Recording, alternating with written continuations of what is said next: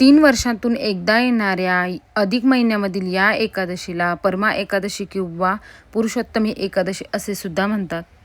साक्षात भगवान विष्णूंचा आशीर्वाद, पापमुक्ती आणि अफाट पुण्य मिळवण्यासाठी ही एकादशी अतिशय फलदायी मानली जाते. पौराणिक मान्यतेनुसार या एकादशीचे व्रत केल्यामुळे हजारो वर्षांच्या तपस्येत इतके पुण्य मिळते. भगवान विष्णूंच्या अनेक रूपांपैकी एक असणाऱ्या विठ्ठलाच्या मूर्तीची मी छान अशी सजावट केलेली आहे.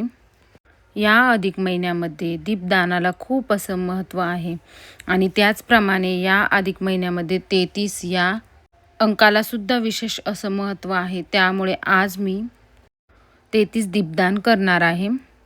यासाठी मी छान असे 33 कणकेचे दिवे बनवलेले आहेत.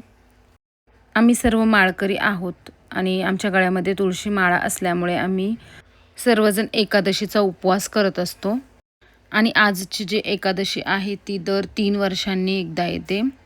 ही एकादशी अधिक महिन्यातील कृष्ण पक्षातील एकादशी आहे. त्यामुळे या एकादशीला विशेष असं महत्त्व आहे.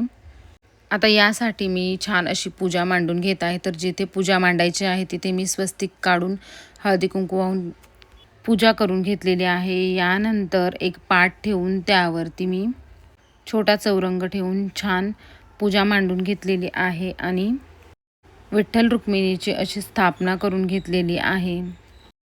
आता इथे मी हळदी कुंकू वाहून घेतलेला आहे आणि विठ्ठलाला प्रिय अशी तुळस मी इथे वाहून घेतलेली आहे. अशी सजावट केल्यामुळे ना मनसुद्धा खूप प्रसन्न होतं. आता इथे मी छान अशी रांगोळी काढून घेत आहे, कारण रांगोळी काढल्याशिवाय कुठलीही पूजा पूर्ण झाली असं वाटतच नाही. आणि पौराणिक मान्यतेनुसार या एकादशीचे व्रत केल्यामुळे ना हजारो वर्षांच्या तपस्येत इतके पुण्य मिळते. ह्या पूजेची मांडणी करत असताना ना तुम्ही विष्णू सहस्त्रनाम जप करायचा आहे किंवा मग ओम नमो भगवते वासुदेवाय या मंत्राचा जापसुद्धा तुम्ही करू शकता. यानंतर ना मी सर्व 33 देवे प्रज्वलित करून घेतले आणि छान देवांना ओवाळून घेतलं.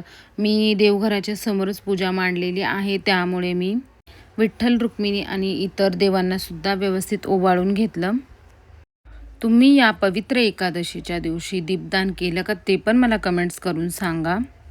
अशा प्रकारे पूजा मांडल्यामुळे घरामध्ये सुद्धा खूप छान वातावरण तयार झालेलं होतं.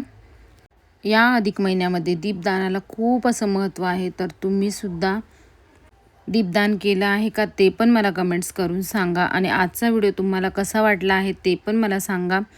आणि अजून पण तुम्ही चॅनलला सबस्क्राईब केलेलं नसेल तर नक्की सबस्क्राईब करा.